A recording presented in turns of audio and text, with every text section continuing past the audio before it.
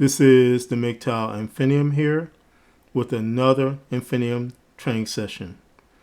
This Infinium training session is entitled A Perfect Example.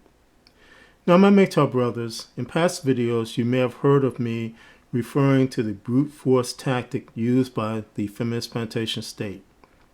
The brute force tactic, in short, is used basically to knock down any as well as all defenses in the manospheres, thereby causing men to submit. As well, a brute force tactic is generally global in nature, as it is aimed at all men, not just MGTOWs.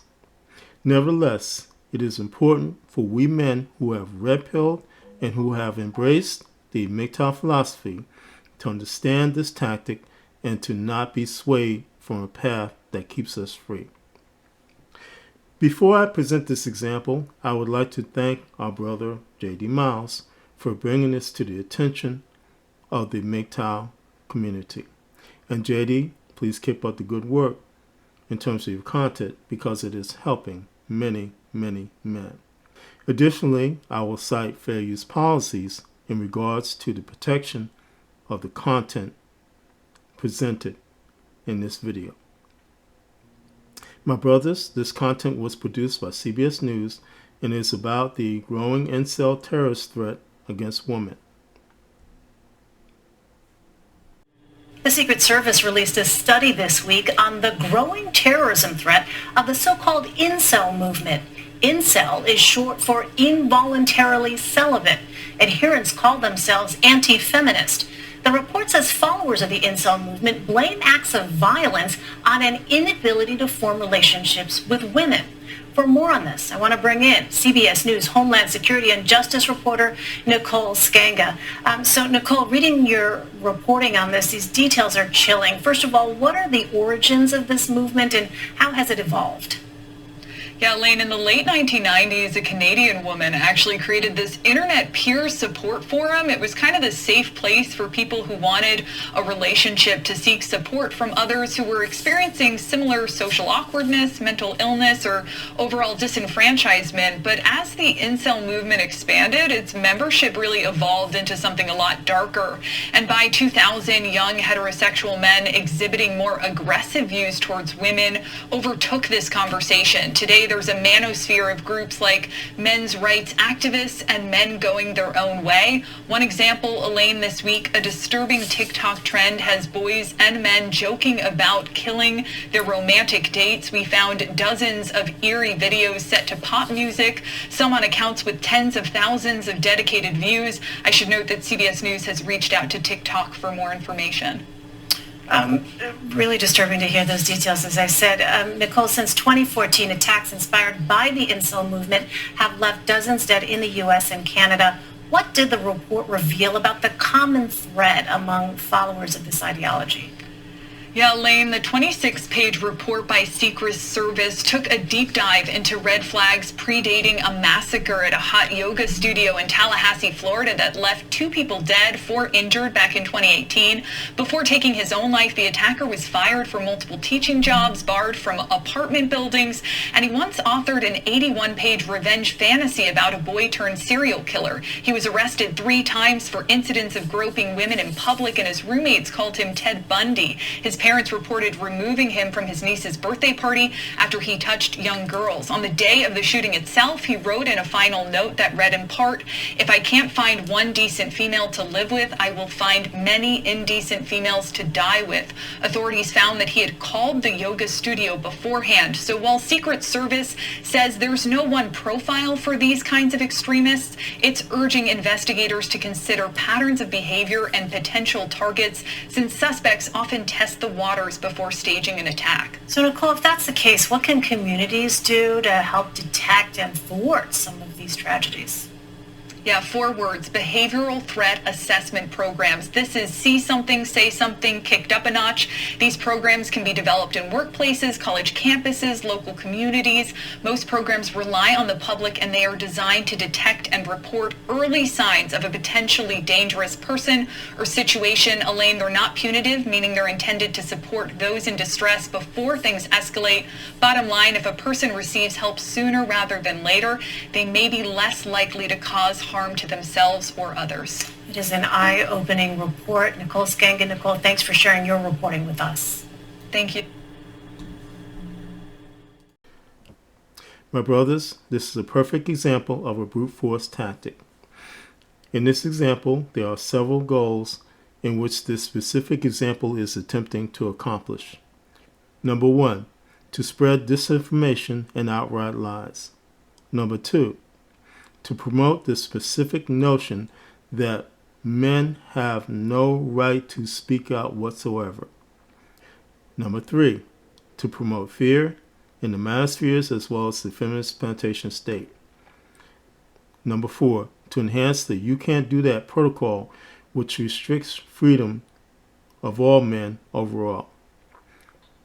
Number 5, to enhance the feminist mantra that the world will be a better place without men. My brothers, whenever the brute force tactic is used by womanists, it is symptomatic of the desperation on their part. This is due mainly because of the penetration and the effectiveness of the red pill process, as well as the embracement of the MGTOW philosophy by men. It also points to the sheer hypocrisy of the feminist plantation state. Above all else, it points to why there is an ever-increasing demand for all women, Nawals to ardent feminists, to stay out of the manospheres because they generally bring nothing to the table but discord. My brothers, this is why, no matter what, you must daily embrace your freedom as a man and the philosophy which allows you to live free. My brothers, there were several things that happened in this presentation which I deem it as despicable. First of all, there was no man present to present our side of things. And second of all, again, it was the spreading of lies and fear. That fear being that the Secret Service is looking at what men are doing in the manospheres. And the fear that all men are dangerous.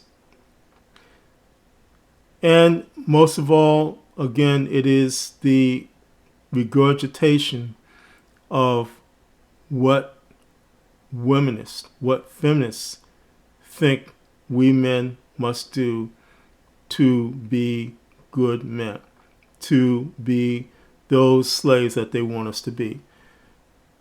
My brothers, there is no talk about how rabid feminists have called for men to be exterminated. There is no talking about authors like Alice Sebold, who let a man, Anthony Broadwater, stay in jail over a false rape charge, and on top of that made money. There are no calls for her books to be pulled down. There are no things being done. And yet, with all the falsehoods about Broadwater, all the falsehoods about that book that she wrote, The Lucky Bones, I believe it was, that book is still being sold on Amazon. There are no calls by feminists to pull that book down.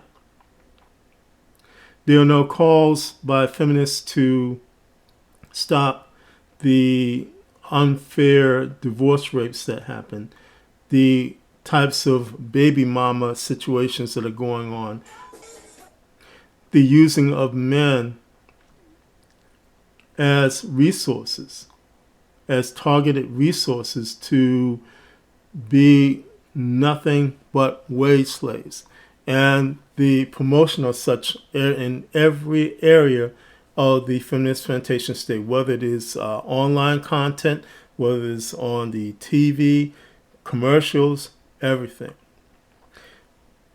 And then most of all, these false infiltration attacks which lump every man and associate every man to violent acts, which for we MGTOW men, again, is despicable, because the main tenet of the MGTOW philosophy is peace. And then these womanists, they blame us for turning our backs on them. They blame us for not wanting to marry, not wanting to even speak to women in public. They blame us. But yet again, this condition has been caused by womanism. The condition where a man cannot smile at a woman for fear of being thrown into jail over a rape charge. These womanists have created that. But again, my brothers, when you see a brute force attack like this, you know it is hypocrisy on face value, but also know that your embracement of the MGTOW philosophy is having an effect.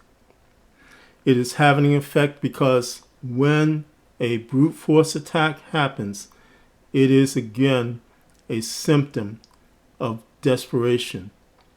It is like great wars where the losing side does a great push to try to stop what is happening, stop the loss. But in the end, they are unable to do so. It is that same type of scenario. Again, my brothers, don't be persuaded by the threat of the Secret Service looking into MGTOW, looking into Incel, looking into manospheres in general. Don't be persuaded by a rabid feminist getting up on a newscast and saying that all men are threats. Don't be persuaded by any type of thing. They even said in passing that they want people to, quote unquote, check up on us, to report us if it is found that it's unusual activity that's occurring. That's what was being said.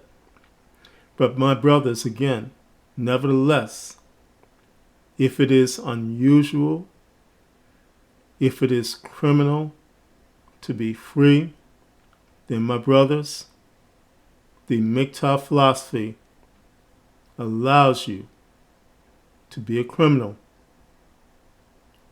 in the light of the feminist plantation state, in the sight of the feminist plantation state, I should say. But nevertheless, however you are deemed by the feminist plantation state, they cannot take from you what is in your mind, what is in your soul, and what you have decided to do regardless of what is being done in this society. And that is to live as a free man and to go your way as a free man. This is the MGTOW Infinium, and this has been an Infinium training session. My MGTOW brothers, as always, stay safe, stay strong, stay on the MGTOW path, and remember, MGTOW is the liberation of men's minds. MGTOW cannot and will not be stopped.